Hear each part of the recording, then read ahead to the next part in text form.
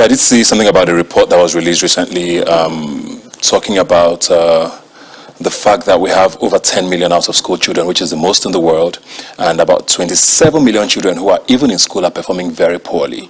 So on the one hand, we have an issue.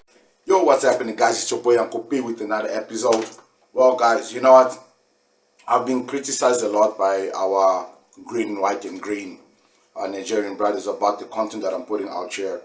They feel like I'm discriminating against their country, and I feel like I am bringing division between Nigeria and South Africa. All this started initially with the whole Chidima story. And I think a lot of misunderstanding or lack of understanding occurred in the process of trying to explain to our brothers that South Africa was tired of fraudulent, of fraud, of corruption that was being done by the Nigerians. The Nigerians came and defended themselves and used excuses of Orania and other things that were not part of the context of what was being spoken, and which angered a lot of South Africans. So it got me thinking, why are Nigerians so ignorant and so unbothered by their ways, their acts towards other nations and other people? So I started digging deeper. This is going to be part one of a series of different topics that I'm going to be tackling, and I hope that you guys pay a lot of attention to this, because I'm not only going to be digging into things that I feel that are extremely important for the rest of Africa and the world to see and understand about Nigeria, but things that this may be a cry for help. That the giants of Africa, as they are known, may not necessarily be the giants of Africa, because the numbers and the stats that I'm about to state in this video are just staggering. As you guys saw the intro of this video, over 20 million Nigerian children are out of school. 20 million. 20 million. I have a stat that states that 25% of Nigerians are uneducated. 25% of 230 million, that is close to 57 million people in Nigeria that are uneducated. South Africa has 60 million people in it. That is almost the whole of South Africa that is uneducated.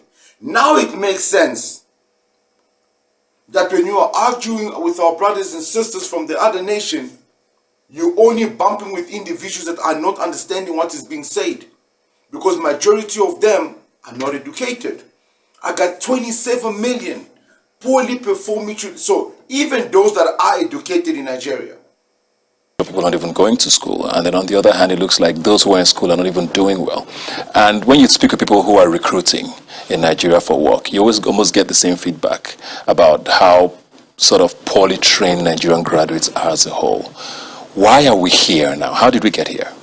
that are going to school, 27 million of them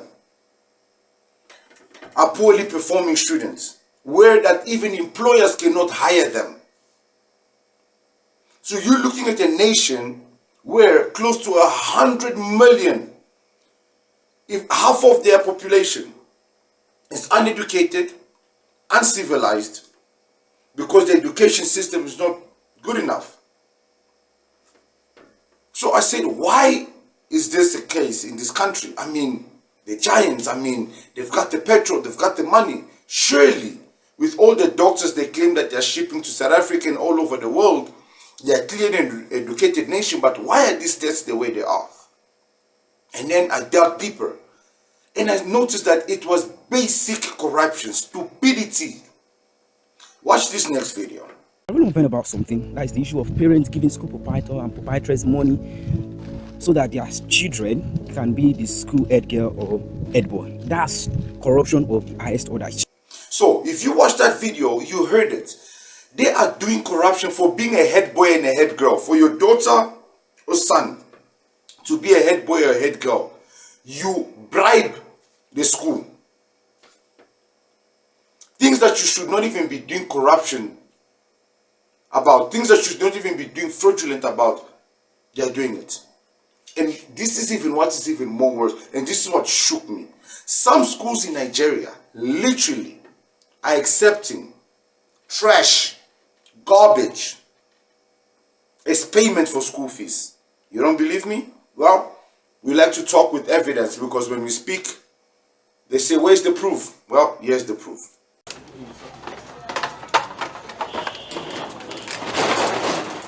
This solution is actually helping more kids to actually enroll into school. It is something laudable.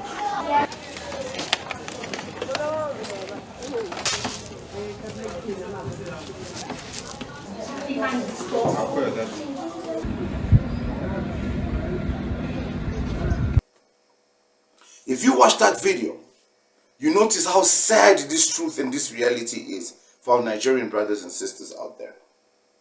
This is a cry for help, guys. Now I'm beginning to realize that their lack of understanding and their lack of comprehension for what is being spoken by all these countries. Mass deportation. If you didn't watch my previous video, please go watch it. Remember to subscribe, guys. Share these videos to your friends and families and your enemies. Confuse the hell out of them. Guys, this is a deeper issue. And this, I've only dug into the education system, because I needed to understand, where does their lack of understanding comes from? Why are they so argumentative? There has to be a reason behind this. And I found the reason is that there is no education being given in that nation that is worthy to hear. They feel like they are sheep. They are being literally told the same thing, reciting the same thing. Don't take it from me. Watch this video. That's the way they teach us. They teach us to be sheep.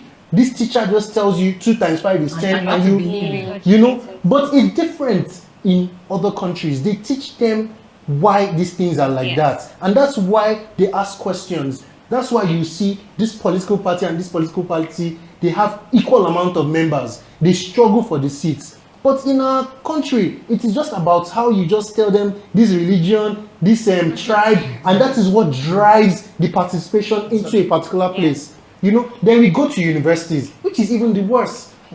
They teach you a lot of things that you don't even practicalize.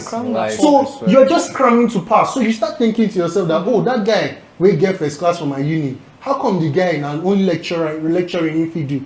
It's because every single thing that they taught him is exactly what someone taught him that he's pouring back out. You see, guys, there is evidence of everything that I speak, because the research is being done. This is not an insult to the Nigerians and my Nigerian brothers and sisters out there. This is now me realizing that you guys need our help. That we need to help you guys, that we need to educate you guys, that we need to send assistance to you guys. I hope you guys learned something from this video. I hope you guys understand this is not about hate. This is understanding the mindset and the mentality that you guys have, or the people from that country have, so that we can now coexist within each other, because this is becoming unnecessary. Everybody's complaining about the same people. Something's gotta be wrong. Now that we have come to a space where we are realizing what possibly might be wrong, maybe we might be able to help, because clearly chasing, pushing is not helping. If you have watched my videos, you have seen how many nations are tired of Nigerians. How many of them are being deported all over the world. Something is wrong in Nigeria. Now we know the education system is wrong. What's next? Well, catch part 2, where we discuss what else is happening in Nigeria and how we can help Nigeria become truly the giants that they want to become in Africa. I'm your boy Uncle P. I'll see you guys on the next one. Peace. Hello, my name is Fermi Okafo, and I'm a Nigerian youth living in Lagos. As my name suggests, I come from 2 very beautiful cultures, so it would be so amazing to not have tribal wars again.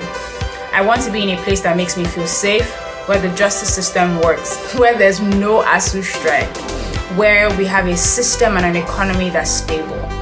We need to secure the future for young people like me across Nigeria. If not now, when?